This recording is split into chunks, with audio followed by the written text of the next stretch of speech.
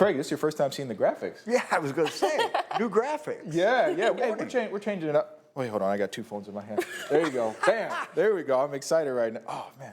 I think I messed up with Morgan's phone. All right. Wait, no, I got it. Okay. So, we're going off to a great start. Yep.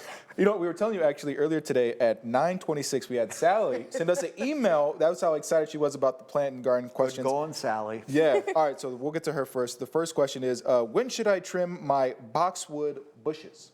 Boxwoods can be trimmed anytime now. If you were doing a very heavy cutback, I would have said a couple of months ago. But right now, a light haircut, which I could use anytime. All right, we got a question from Lisa Taylor. Should I be fertilizing Hoya plants and when? Yeah, Hoyas should be fertilized probably about once a month and go on the light side. Use your fertilizer, whatever they tell you to use, at about half strength. Okay, we have Vicky who's asking, what plants can I plant to keep deer from eating my hostas and annuals? Good luck.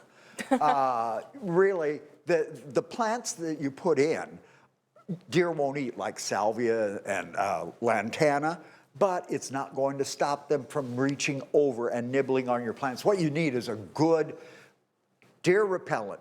And the important thing when you're using any animal repellent, you apply it 4 days in a row when you start. You have to build that up, and then you only have to refresh it after a good rain. All right, good to know. Pat asks, my asparagus are really thin this year, not worth eating. Do I go ahead and cut it or just let it go to seed? And why isn't it growing thicker?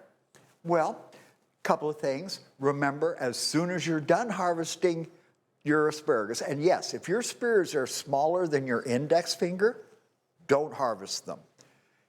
You might, well, no, after you're done harvesting, when you would normally stop, which is usually early to mid-June, make sure you fertilize the bed. That is when we put our fertilizer on. And then in August and September, when we aren't thinking about asparagus at all, you water.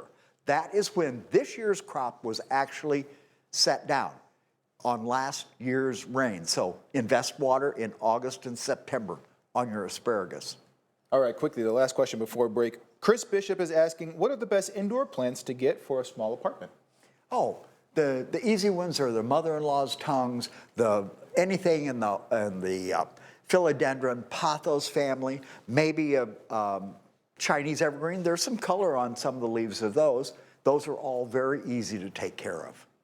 All right, thank you, Craig. And we'll be right back in just a few minutes. Keep asking those questions on our WQAD Facebook page. We're just going to take a short break.